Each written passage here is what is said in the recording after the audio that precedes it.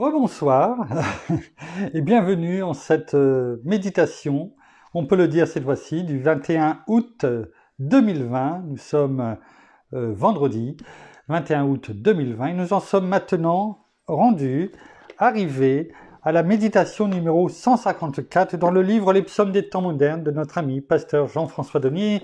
Nous allons prendre connaissance de ce titre et après du thème. Alors, nous allons faire un bond dans le temps de quelques mois, soit en avant, ou alors quelques mois en arrière. C'est chacun qui choisit. Parce que le titre de ce soir, c'est « En ce début de nouvelle année ». Alors, vous choisissez un bond en avant ou quelques mois en arrière. Toujours est-il que nous nous trouvons en ce début de nouvelle année, mais nous le prenons dans l'ordre, comme nous l'avons déjà dit. Pour nous, c'est une importance parce que chaque chose doit arriver en temps et en heure voulue. Mais quelque part, vous allez voir que au travers du thème qui va être le nôtre ce soir, eh bien, cette nouvelle année peut être aussi chaque jour. Chaque jour, parce que lorsque, et nous l'avons vu tout à l'heure, eh bien, nous avons cette union avec notre Seigneur Jésus-Christ.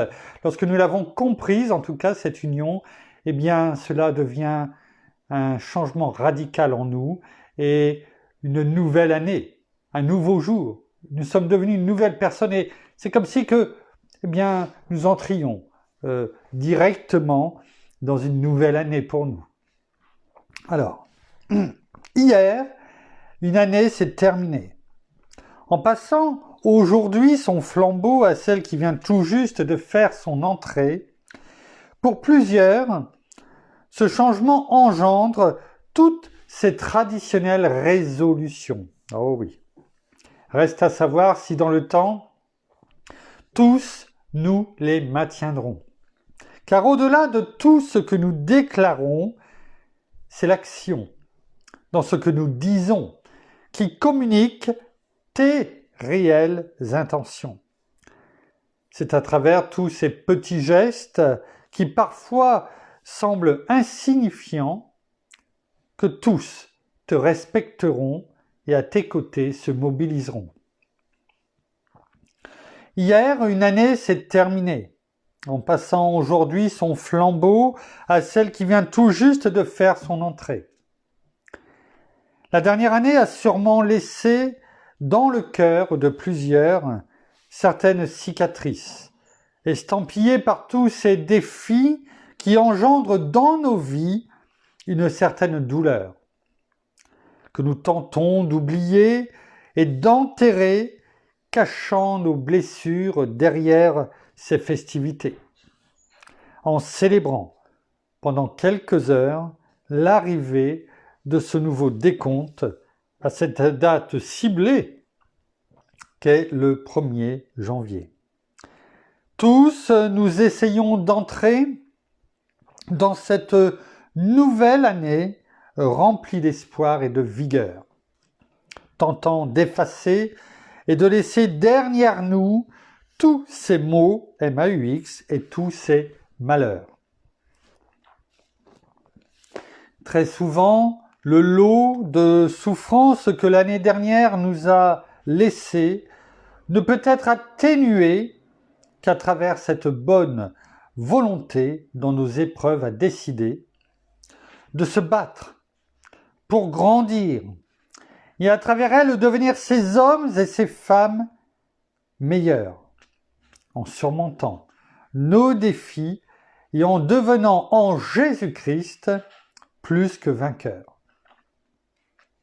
Hier, une année s'est terminée en passant aujourd'hui son flambeau à celle qui vient tout juste de faire son entrée. Alors que certains ont vécu des défis, d'autres ont vécu de belles choses et je m'en réjouis. Prenons donc le temps de faire personnellement cette rétrospective afin de bâtir en cette nouvelle année autour de nous de nouvelles perspectives qui amèneront en chacun de nous cette vie progressive et productive, se transposant dans cette relation avec les autres, à vivre et faire vivre autour de nous cette vie explosive et positive. Hier, une année s'est terminée en passant aujourd'hui son flambeau à celle qui vient tout juste de faire son entrée. Je suis tellement reconnaissant pour tout ce que j'ai vécu, car chacune de mes situations m'ont amené à devenir en lui et par lui ce vin meilleur, ayant l'appellation grand cru. Merci Seigneur pour l'année dernière, merci pour tous ces défis dont je suis fier. Car ils ont tous contribué à ce qu'à travers mon hier, j'élève ma voix en louange pour tout ce que tu as fait dans ma vie, en élevant devant tous ta bannière. Hier, une année s'est terminée en passant aujourd'hui son flambeau qui vient à celle qui vient tout juste de faire son entrée. Je suis rempli de reconnaissance pour l'année dernière, car à travers chacune de mes situations, tu as su assurer mes arrières. J'ai vu à maintes reprises ta fidélité. C'est pourquoi en cette nouvelle année, je ne peux m'arrêter de te louer et te remercier. Tu as su être avec moi l'année durant. C'est pourquoi aujourd'hui je regarde vers l'avant, sachant qu'encore en ce nouvel an, tu marcheras à travers cette année au-devant, me conduisant à réaliser ce à quoi tu m'as appelé, accomplissant à travers ma vie rien d'autre que ton plan. Merci Seigneur. Merci Père, merci bien-aimé Saint-Esprit.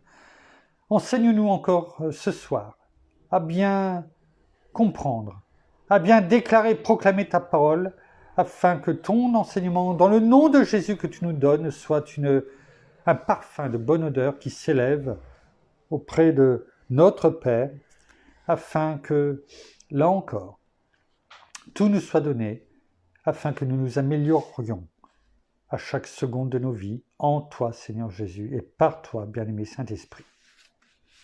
Merci. Amen. Une seule référence ce soir qui se trouve dans Philippiens 3, chapitre 3, versets 13 et 14, que nous allons prendre incessamment. Et à force de parler de cette nouvelle année qui passe le flambeau à celle qui vient tout juste faire son entrée, on peut, à force de le dire à la fin, j'avais ce verset qui me disait, dans Matthieu 6, verset 34, eh bien, à chaque jour suffit sa peine. Et je me disais, mais c'est vrai.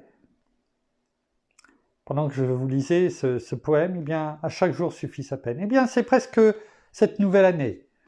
C'est comme si à chaque jour, le matin, en nous levant, ou à minuit, si nous en sommes toujours éveillés, eh bien, il y avait cette journée qui nous passait ce flambeau pour dire, tiens, maintenant, c'est un nouveau jour. À chaque jour suffit sa peine. Et tu n'as pas à t'inquiéter du lendemain, parce que si tu cherches la parole de Dieu, son royaume, mon royaume, ma justice, eh bien, tout le reste va être donné par-dessus. Alors ne t'inquiète pas du lendemain, car le lendemain aura soin de lui-même. Et au travers de ce poème, eh bien, cette nouvelle année, on peut le voir comme un renouvellement chaque jour. Chaque jour, un renouvellement. Le flambeau est passé à chaque jour, comme nous le faisons chaque jour dans les méditations, afin que nous nous nourrissions des festivités de la parole, c'est ce bon plat, cette belle nourriture et bonne nourriture que nous donne la parole afin que nous nous nourrissions spirituellement et on le sait maintenant, que toute nourriture spirituelle, on le voit dans notre vie au quotidien. Alors merci Père, merci Seigneur, merci bien-aimé Saint-Esprit et nous allons voir maintenant Philippiens 3, versets 13 et 14. Et au travers de cela, eh bien, nous allons voir le thème qui va être le nôtre ce soir. Et nous allons même prendre, je me permets de rajouter juste le verset 12 au travers de la référence de notre ami, pasteur Jean-François Denis, afin que tout soit complet. Ce chapitre qui commence, enfin le chapitre 3, mais qui est en deux parties, on va dire, et même si tout est lié, on le sait, hein, il n'y a pas de versets, il n'y a pas de chapitres, c'est des lettres, hein, c'est l'homme qui a mis des versets et des chapitres qui nous aident quand même bien, il faut bien le dire, mais c'est pour aussi, et je vous l'indique aussi, pour faire attention quand on lit quelque chose, quand on commence un verset ou un chapitre, de ne pas oublier qu'avant il n'y en avait pas. Et que c'était un tout, hein, comme on a pu le dire tout à l'heure. Et donc, il ne faut pas négliger, je dirais, les versets qui peuvent précéder ou qui peuvent suivre, parce que cela peut nous apporter une lumière, avec quelquefois ces mais, ces conjonctions de coordination, hein, les mais, ou, est, donc, or, ni car, que l'on apprend, comment dirais-je, ces moyens mémotechniques pour retenir toutes les conjonctions de coordination que nous apprenons à l'école, enfin que nous apprenions à l'école. Je ne sais pas si c'est toujours le cas aujourd'hui. Il y avait des choses qui étaient bonnes et qui peuvent nous servir aujourd'hui dans la parole. Et à partir du verset 12 et les versets qui suivent, eh bien, il est parlé de la poursuite. De la poursuite de quoi? De la perfection. Alors, sachons tout de suite que nous ne serons jamais parfaits en tant qu'hommes, nous ne sommes parfaits qu'en esprit. Notre esprit est parfait, parce que le bien-aimé Saint-Esprit est venu habiter dans notre esprit, on en a parlé dans la méditation de tout à l'heure, et nous ne faisons qu'un, nous sommes en union, parce qu'il est en nous. Et c'est pourquoi nous sommes parfaits en esprit, parce que rien d'impur ne peut cohabiter avec l'Esprit de Dieu. Car quelque chose d'impur viendra essayer de détruire ce qui est pur. C'est le but d'une imperfection. Une moisissure, quelque chose d'impur dans du manger, s'il n'est pas retiré, eh bien, il viendra, comment dirais-je, détruire tout le reste. Et on n'aura plus qu'à le jeter. Et la parole dans 1 Corinthiens 3, 16, 17 nous dit, on l'a dit bien souvent, mais il est bon de le rappeler, ne savez-vous pas que vous êtes le temple de Dieu et que l'Esprit de Dieu habite en vous, dans notre esprit? Si quelqu'un détruit le temple de Dieu, Dieu le détruira. Car le temple de Dieu est saint et c'est ce que vous êtes. Hein? On comprend mieux ce que ces versets nous disent par rapport à la méditation que nous avons fait tout à l'heure, par rapport au fait que notre bien-aimé Saint-Esprit habite en nous, dans notre esprit, donc nous sommes purs en esprit, nous sommes parfaits en esprit. En revanche, notre chair, notre âme, doivent être, je dirais, chaque jour améliorées. D'où la poursuite de la perfection.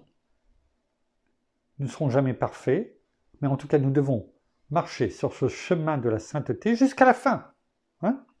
Jusqu'à la fin, jusqu'au retour de notre Seigneur, en tout cas jusqu'à ce que nous ayons franchi la ligne. Hein, on en a déjà parlé bien souvent, et c'est le but. Donc nous devons nous améliorer afin de chercher la perfection de Christ, son caractère qui est en nous, mais il faut bien faire la différence. Quand on pourrait laisser croire, l'ennemi pourrait nous laisser croire que non, nous ne valons rien, et on va y venir. Hein, mais si, parce que le bien-aimé Saint-Esprit habite en nous. Et en esprit, nous sommes purs. Nous sommes parfaits.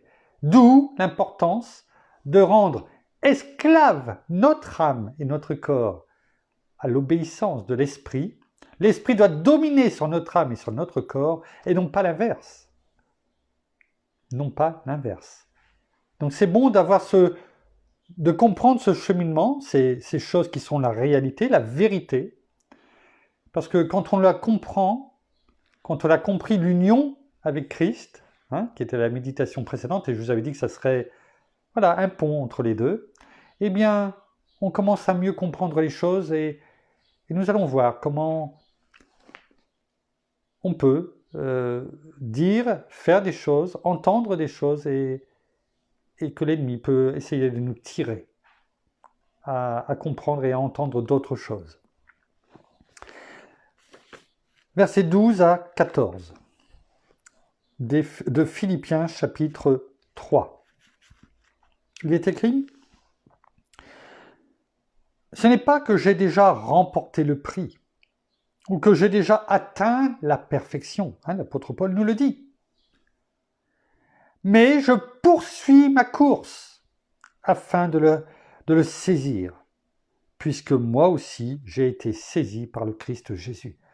Donc, nous avons été saisis par le Christ Jésus, nous avons cette union avec lui, je vous renvoie sur la méditation précédente, on l'explique bien, on la comprend bien, et donc nous devons chercher à être comme Christ. Nous devons continuer à chercher cette perfection, en tout cas du caractère de Christ en nous et qui est reflétée à travers nous. Verset 13, « Frères, pour moi-même, je n'estime pas encore avoir saisi le prix. » C'est-à-dire que de ne pas avoir réussi encore à avoir atteint la perfection de Christ. « Mais je fais une chose, oubliant ce qui est en arrière, et tendant vers ce qui est en avant. Je cours vers le but pour obtenir le prix de la vocation céleste de Dieu en Christ Jésus. » J'oublie ce qui s'est passé l'année ancienne. Je cours vers l'année nouvelle. J'oublie ce que j'ai fait, entre guillemets, hier. Je fais ce que notre Seigneur m'a dit, c'est dire à chaque jour suffit sa peine. Ce qui ne veut pas dire ne pas tenir compte de ne pas oublier ce qui s'est passé pour louer Dieu, pour le glorifier, pour lui rendre gloire, pour apprendre. Sinon, ça voudrait dire que si on oublie les choses d'hier, à ce moment-là, on oublie tout ce qu'on fait aussi en méditation, etc. Non. On oublie. On oublie les choses mauvaises afin de nous perfectionner. De nous perfectionner au travers de la parole, notamment, pour atteindre quoi? Le prix de la vocation céleste de Dieu en Christ Jésus. Ce prix qui est de nous rapprocher du caractère de Christ. Ça, c'est important. À chaque jour suffit sa peine. Donc, chaque jour, le flambeau est passé pour le lendemain. À chaque jour, on pourrait dire c'est un jour nouveau, une nouvelle année, un jour nouveau en ce qui nous concerne de notre façon de voir les choses. Donc ça, c'est bon. Et au travers de ce que nous venons de lire, de cette référence que nous a laissé pasteur Jean-François, nous voyons, au travers de ce que l'apôtre Paul nous dit, l'imperfection. L'imperfection de l'homme, qui est le titre et le thème, je dirais, notre thème d'aujourd'hui. Alors, voyons ce que dit la parole au travers du livre de Job, chapitre 9, au verset 20. Job, chapitre 9, verset 20. Et on va le prendre aussi dans d'autres versions afin de le comprendre, parce que quelquefois on va passer un petit peu de temps afin de bien comprendre ce verset. Je dirais que les 3 autres références que j'ai relevées nous serviront, je dirais, pour appuyer cela. Mais c'est davantage sur ce verset-là que nous allons, développer le thème de l'imperfection de l'homme ce soir. Chapitre 9 dans Job, verset 20, il est écrit, et on va prendre même le verset 21, « Si j'étais juste, ma bouche me condamnerait. intègre, elle me donnerait tort. En verset 21, suis-je intègre? Je ne le sais pas moi-même, je méprise ma vie. Alors il est bon quand même déjà une chose avant de rentrer dans le détail, parce que c'est pas toujours évident quand on lit le livre de Job, ça peut être déstabilisant par moments, mais il faut quand même toujours se rappeler que c'est sûrement Job, même s'il est situé juste avant le livre des psaumes et des proverbes, ce n'est pas, je dirais, c'est le moment où il a été écrit, mais ce n'est pas le moment où Job a vécu. Job est sûrement, le livre de Job est sûrement le livre, en tout cas dans son écrit, le plus ancien.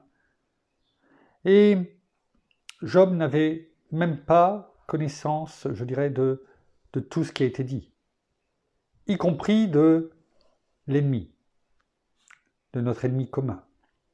Job, pour lui, c'était Dieu qui faisait toutes choses. Il fait toutes choses, certes, mais pas le mal. Mais pour Job, dans tout son livre, il pense que ce qui lui arrive, c'est parce que Dieu le veut comme ça. Qu'il permet qu'en tout cas que ça lui arrive. Il n'a aucune connaissance de l'ennemi. Donc ça, c'est déjà une chose qu'il faut comprendre dans l'Écriture. Il n'a pas le discernement de l'ennemi comme nous l'avons au travers de la parole aujourd'hui. Il n'avait rien. Donc, déjà pour nous, avec la parole, ce n'est pas toujours évident, certaines fois, de bien comprendre, de bien mettre en pratique les choses. Alors imaginez Job qui n'avait rien, et sur qui est tombée toute chose que l'ennemi est venu lui faire subir. C'est difficile de se mettre à sa place, mais on peut comprendre que ça ne devait pas être évident.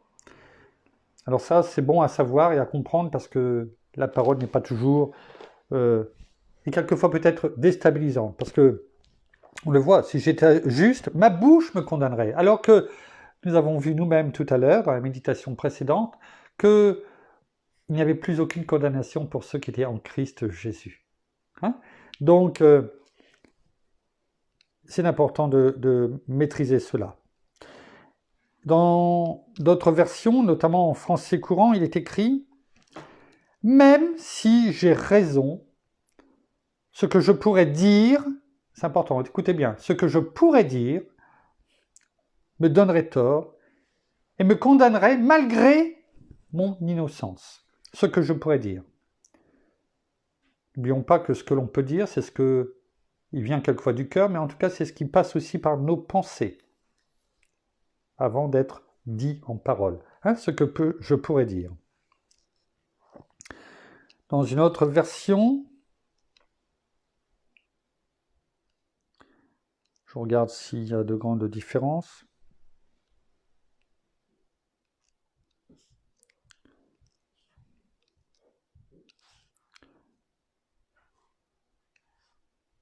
On va rester sur cette version, donc c'est les paroles de vie, si je ne me trompe pas, dans français en courant, la Bible en français courant. Donc même si j'ai raison, ce que je pourrais dire me donnerait tort et me condamnerait malgré mon innocence.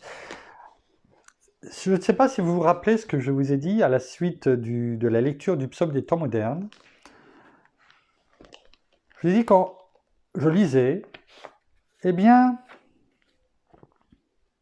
cela m'a fait penser, comment dirais-je, à quelque chose, donc à un verset. Pourquoi? Notamment donc Matthieu 6, verset 33. Alors, c'est important, parce que cela veut dire quoi? Cela veut dire que pendant que je lisais, et j'étais concentré sur ce que je vous lisais, sur ce que je vous disais, eh bien j'ai eu d'autres pensées qui me sont parvenues. Alors, il est important de comprendre comment et quel est notre cerveau. Cette formidable machine, certes, qu'a créé notre Père, à tout être humain, qui nous différencie bien entendu de tout le reste de la création, mais également comment plus ou moins cela fonctionne. ce qu'il faut savoir, c'est que pour accomplir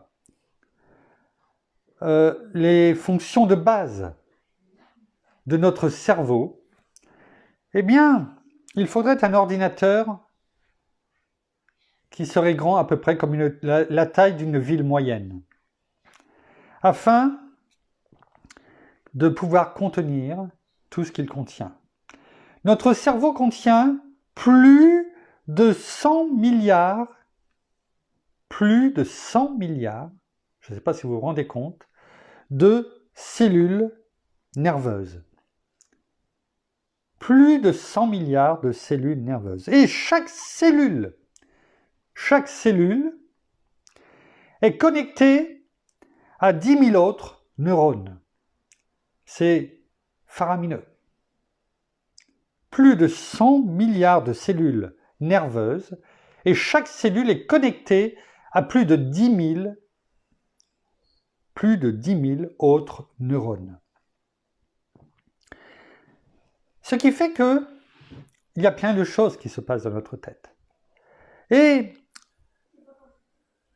la plupart des gens s'expriment en moyenne à une vitesse de 150 à 200 mots par minute.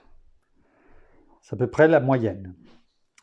Mais notre cerveau est capable d'écouter 500 à 600 mots par minute. Vous voyez quand même la différence. On peut s'exprimer sur une base en moyenne de 150 à 200 mots par minute, mais notre cerveau est capable d'écouter 500 à 600 mots par minute. Ça veut dire quoi? Ça veut dire que l'on peut, et on est capable, d'écouter tout en réfléchissant. Ce qui est arrivé pour moi. Mais ce qui, à mon avis, vous arrive bien souvent. Et le fait de cela, on prend le temps parce que c'est important. Parce que quelquefois on dit, mais pendant que tu parlais, pendant que, eh bien, mon cerveau, il voyait ci, il voyait ça. Oui, 500 à 600 mots. C'est-à-dire on est capable d'écouter ce que l'on fait, la méditation de ce soir, et actuellement, eh bien, j'en suis persuadé de penser à autre chose. En plus, à ce que peut-être on doit manger ce soir, à ce qu'un tel ou un tel doit faire, voilà.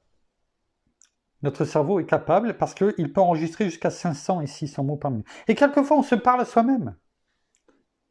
On se parle à soi-même. Pas simplement penser, mais on se parle à soi-même. Parce qu'on a reçu, je ne sais pas, quelqu'un qui vous a passé un mot. Hein, vous savez, il y a sur le passe le mot. Hein, quelqu'un qui vient vous chuchoter quelque chose à l'oreille, quelqu'un qui vous appelle pour vous dire quelque chose, et puis après, eh bien oui, on entend ce qu'on se dit, on entend la méditation, mais pendant ce temps-là, eh bien, on pense aussi à autre chose. Et le fait de penser à autre chose, eh bien, on s'aperçoit, et surtout pour celui qui parle, eh bien, que les yeux commencent à aller à droite, à gauche, qu'on est moins concentré. Et quelquefois, ça peut être aussi déstabilisant pour celui qui est en train de parler et qui est en face. Mais c'est ce qui arrive. Vous croyez être complètement concentré sur ce que vous entendez. Ça fait partie des 150 à 200 mots. Mais vous êtes là et votre cerveau pense à d'autres choses. Et vous le fait savoir. Ça, c'est l'explication du fait que, mais et j'ai déjà entendu ça bien souvent, pendant que tu parlais, pendant que tu faisais ça, eh bien, j'avais toutes ces pensées qui venaient. Maintenant, vous comprenez d'où elles viennent. C'est parce que notre cerveau, eh bien, réagit à différentes vitesses. Et je dirais même, quand on se parle à soi-même, c'est-à-dire qu'on réfléchit pour soi-même, qu'est-ce qu'on doit faire, eh bien, la vitesse est beaucoup plus rapide. Beaucoup plus rapide. Parce que l'esprit, le cerveau, à ce moment-là, eh bien, est capable d'enregistrer, de le faire à une vitesse de 1300 mots par minute. Par rapport aux 150 à 200 mots, vous voyez la différence. Pourquoi? Parce que le cerveau réagit à ce moment-là à ce qu'on appelle réagit non plus avec des mots, mais en pensée, avec une image.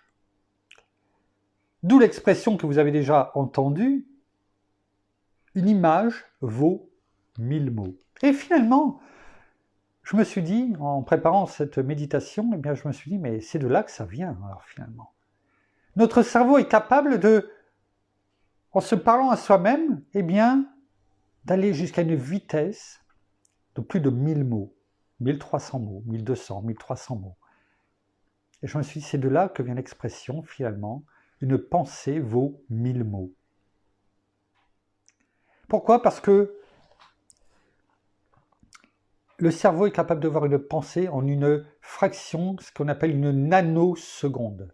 C'est-à-dire 1 milliardième de seconde. Déjà, une seconde, c'est rapide. Boum, une. Mais 1 milliardième de seconde, vous le découpez de telle façon que ça soit en 1 milliard de secondes, et votre cerveau l'a maîtrisé, l'a vu, et vous parle. Vous voyez à la vitesse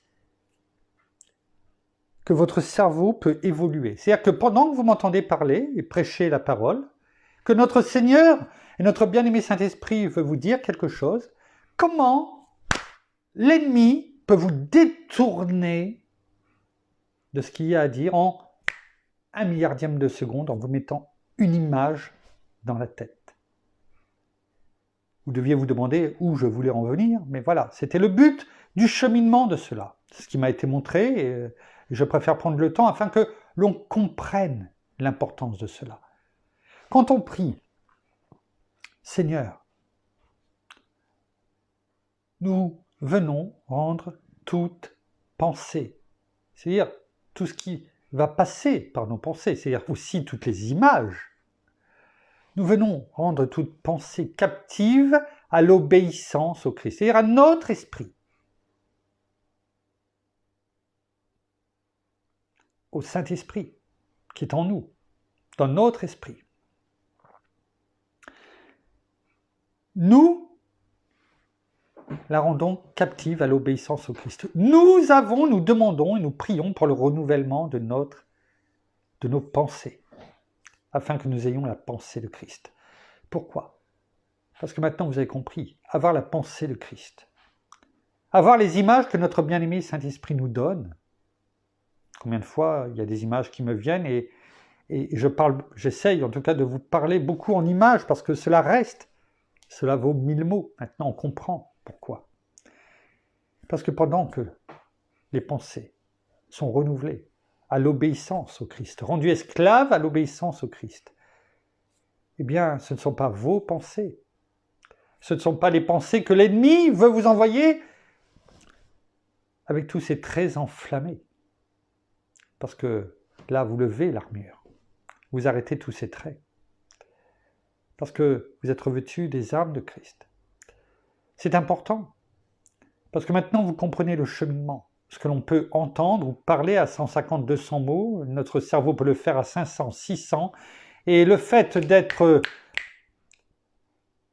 comment dirais-je, déconcentré et déplacé, vous savez le joug, hein, déplacé un petit peu ni à droite ou à gauche, c'est pourquoi la parole nous dit, tu n'iras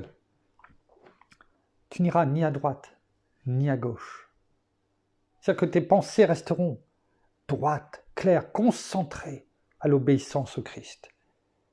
Parce que sinon, eh bien, tu vas avoir plein de choses qui vont te venir à la tête. Et parce que l'ennemi connaît notre cerveau, bien entendu, hein, et pour cause, eh bien, vous comprenez maintenant pourquoi c'est le siège, c'est le lieu de la bataille. Le but, c'est de pouvoir rendre toutes ces images, tout ce que l'on peut, notre cerveau peut emmagasiner l'équivalent de 1300 mots à la minute, parce qu'on se parle à nous-mêmes d'une façon très rapide par des images, eh bien, que tout cela soit rendu captif à l'obéissance au Christ. C'est cela également qui fait que nous devons progresser. C'est une machine formidable que nous a donnée notre Père, mais c'est également aussi le lieu où il peut y avoir le plus et nous conduire à le plus d'imperfection. Pourquoi? Parce que l'ennemi, il utilise cela pour nous dire « t'es trop gros ». Pourtant, tu fais des efforts, tu fais attention à ta nourriture, tu fais du sport. Et puis finalement, il y a toujours quelqu'un qui va peut-être te dire « ouais, mais t'as vu comment tu es ?» Ou toi-même, en te regardant dans la glace, ouais, mais je suis trop gros. Ou je ne suis pas assez intelligent. Ou je ne suis pas capable de. Ou on voit les canons, entre guillemets. Alors quand je dis les canons, ce n'est pas forcément la beauté, ça en fait partie. Mais les canons du monde, c'est-à-dire là où le monde nous dit, si tu ne rentres pas dans cette case, tu es hors norme, dans le sens, tu n'es pas bien. Ça, c'est ce que le monde veut nous dire, c'est ce que l'ennemi veut nous faire croire. Ce n'est pas ce que notre Père veut. Parce que penser comme ça, laisser ces images de standards du monde, de beauté, d'intelligence, de richesse, de possession, c'est ce que l'ennemi, au travers de tous les médias, au travers de... nous bombarde dans nos têtes. Les nouvelles que l'on peut entendre dans les différents médias, quelles que soient les chaînes, les publicités que l'on peut voir, qui, quelquefois même derrière, sont des publicités, des images qu'on ne voit même pas, mais que notre cerveau perçoit. Et vous comprenez maintenant comment. Eh bien, tout cela nous amène à avoir des pensées. Et lorsque la parole de vérité est déclarée et proclamée, eh bien, il y a ces pensées que l'ennemi peut utiliser et nous remet devant nos yeux spirituels ou nos yeux physiques, parce que c'est là, dans notre cerveau. Alors c'est sur ça aussi qu'il faut combattre. Maintenant, vous ne pourrez pas dire « je ne comprends pas, je ne sais pas », au moins maintenant vous le savez. Et vous savez pourquoi il est important de venir rendre captive, à tout moment de la journée, eh bien les choses, à Dieu, à Christ, à notre bien-aimé Saint-Esprit. Vous comprenez pourquoi chaque jour doit être pour nous une nouvelle année. Pourquoi chaque jour suffit sa peine? Parce que cela épuise. Mais il est bon de poursuivre jour après jour ce combat spirituel qui a lieu dans nos pensées. C'est important. Parce que nos pensées deviennent notre volonté. Et notre volonté, c'est ce qui est mis en action. Si ce sont les pensées de Christ, nous penserons, notre volonté sera d'avancer dans les œuvres que Dieu nous a mis devant nous, afin que nous entrions dedans, et elles seront mises en action. Si nous nous laissons embrigader, embarquer à droite ou à gauche, si nous ne nous munitions pas du joug de notre Seigneur, afin qu'il nous dirige jusqu'à ce que nous puissions nous-mêmes apprendre à d'autres la même marche, eh bien, l'ennemi nous attaquera, il nous attaquera, il nous attaquera, et jusqu'à la fin, si cela peut vous faire, comment dirais-je, continuer à demeurer ferme, et c'est pourquoi la parole nous dit bien souvent avec les armes d'Éphésiens 6, demeurez donc ferme. Pourquoi il nous donne ces ordres-là? On le comprend mieux maintenant.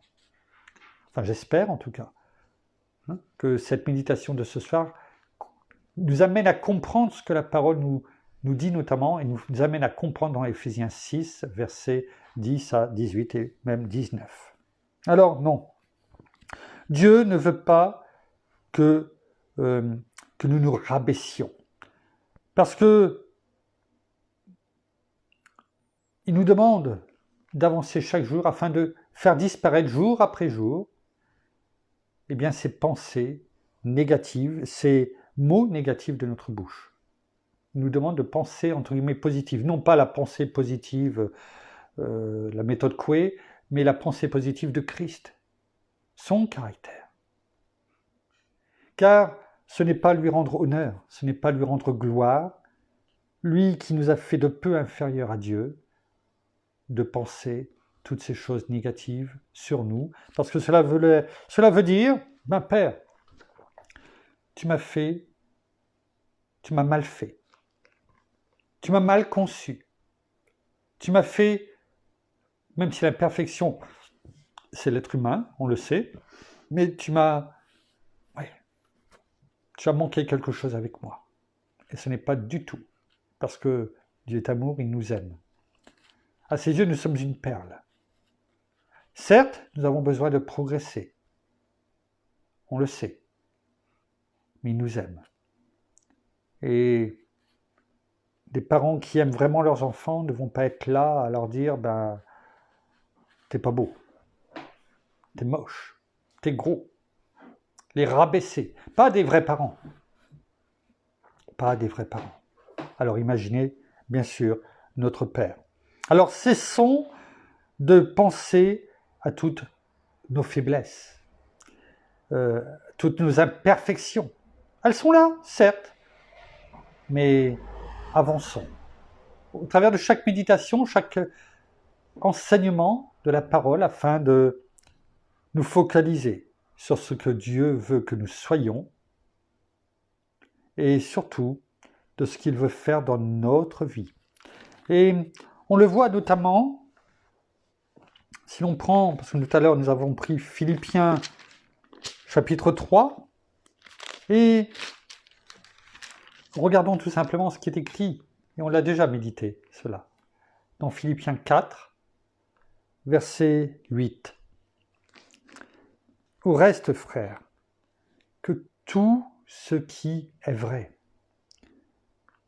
tout ce qui est honorable, tout ce qui est juste, tout ce qui est pur, tout ce qui est aimable, tout ce qui mérite l'approbation, ce qui est vertueux et digne de louange, c'est-à-dire de remerciement, soit l'objet de vos pensées. Au travers de ce verset, on voit bien que notre Père, déjà, ne veut pas que nous ayons des pensées négatives. On le voit, c'est clair. Il prend le temps, au travers de la parole, de nous dire tout doit être bon, positif, agréable, doit être l'objet de vos pensées. Ce que vous avez appris, ce que nous apprenons chaque jour, que notre bien-aimé Saint-Esprit, dans le nom de Jésus, par sa bonté et pour la gloire de notre Père, nous donne comme enseignement, nous montre les images qu'il nous donne, afin que nous progressions chaque jour, que nous enlevions, que nous arrachions de nos bouches les paroles négatives, et que notre comportement change petit à petit, un pas à la fois, jour après jour. C'est ce que nous faisons depuis 154 jours. Ce que vous avez appris, reçu et entendu. Et ce que vous avez vu en moi. Non pas, alors oui, on pourrait dire en Paul, mais n'oublions pas que Paul a dit « Soyez mes imitateurs, non pas de moi, mais de Christ qui est en moi. » Pratiquez-le, et le Dieu de paix sera avec vous. Alors, nous avons fait un peu moins que ce qui était prévu, mais ce n'est pas grave. Nous avons pris le temps de voir ce que la parole désire, ce que Dieu désire pour chacun d'entre nous, ce qu'il veut faire dans notre vie, et le fait de comprendre le fonctionnement aussi quelquefois du corps humain nous amène à la réalité de ce que Dieu veut en nous et pour nous, au travers de sa parole. Alors sachons écouter, mettre en pratique et de passer le flambeau demain à cette nouvelle année, à ce nouveau jour dans notre vie, car à chaque jour suffit sa peine. Merci Père, merci Seigneur, merci bien-aimé Saint-Esprit. Nous terminons par la prière. Oh, merci Seigneur encore ce soir, bien pour ton enseignement, pour la parole qui nous est révélée. Oui, merci pour cet esprit de révélation que tu donnes à chacun d'entre nous. Merci parce que eh bien nous voulons avoir et nous devons avoir et tu dois et surtout être l'objet de nos pensées. Et nous voulons vraiment rendre toute pensée, toutes nos pensées à ton obéissance, Seigneur Jésus, à toi, Christ. Oui, parce que, bien oui, nous avons toutes ces pensées dans le monde, que ce soit dans notre travail, dans notre vie quotidienne avec nos enfants, notre époux ou notre épouse. Eh bien oui, par moments nous sommes bombardés. Et oui, tout cela siège dans nos pensées et cela peut être pour certains un combat quotidien. Alors oui, vraiment, venons à toi chaque jour, chaque matin, afin que nous puissions rendre toute pensée à ton obéissance, Christ, et que tu te révèles en chacun d'entre nous. Donne-nous vraiment cet esprit de révélation et ce discernement, afin que nous comprenions et que nous sachions tout ce qui vient de toi et tout ce qui ne l'est pas. Et que nous fassions vraiment tout ce qui est agréable, tout ce qui est juste, tout ce qui est vrai, tout ce qui est droit, tout ce qui est bon, afin que, oui, chaque jour, eh bien, nous nous forcions, que nous soyons vraiment revêtus de ton caractère, de tes qualités, de tout ce que tu représentes, et surtout de ton amour. Alors merci pour tout ce que tu nous révèles encore chaque jour. Merci parce que même si nous savons que oui, nous ne sommes pas parfaits, toi seul es parfait, toi seul, Père, est bon. Mais chaque jour, eh bien, essayons de nous améliorer et de vivre dans ce chemin de la sanctification pour pouvoir vraiment nous rapprocher de toi et toujours marcher dans ce chemin de la vérité, ce chemin qui est toi, Seigneur Jésus. Alors oui, bien-aimé Saint-Esprit, eh bien, viens te révéler chaque jour à nous et montre-nous comment nous pouvons vivre chaque jour plus avec notre Seigneur Jésus et que chaque jour, eh bien, nous faisons un pas à la fois et comme nous le disons, eh bien, chaque jour, oui, suffit sa peine. Mais notre peine peut être moindre si nous te confions chaque jour et que nous nous confions chaque jour en toi. Alors, soyez tous abondamment bénis, soyez tous richement bénis de toute bénédiction dans les lieux spirituels en Christ Jésus. Amen. Merci. Voilà, donc mon épouse a dit ce que je disais d'habitude, alors c'est parfait, merci. Mais c'est très bien. Nous vous donnons rendez-vous donc demain. En attendant, nous saluons nos amis au Québec, au Canada. Amicalement, fraternellement, nous les aimons. Bien sûr, tous ceux qui sont aussi en France et ailleurs. En tout cas, nous vous souhaitons une très bonne soirée avec ce temps très très très très lourd, chez nous en tout cas, je dirais même irrespirable. Mais comme la parole le dit dans Philippiens 4, verset 13, « Je prie tout par Christ qui me fortifie ». Nous vous bénissons abondamment, en tout cas, de toutes les bénédictions spirituelles dans les lieux célestes en Christ. Nous vous donnons rendez-vous demain soir au même endroit, à la même heure. Prions chacun pour nous, les uns pour les autres. Priez aussi pour moi, comme le dit l'apôtre Paul dans Éphésiens 6, verset 19, afin que chaque jour, je sois renouvelé dans mes forces afin que je puisse chaque jour vous apporter en tout cas ce que la parole veut que je vous apporte en tout cas. C'est vrai que c'est un combat, comme le disait mon épouse tout à l'heure, pour chacun d'entre nous, mais merci de prier aussi pour moi. À demain. Au revoir.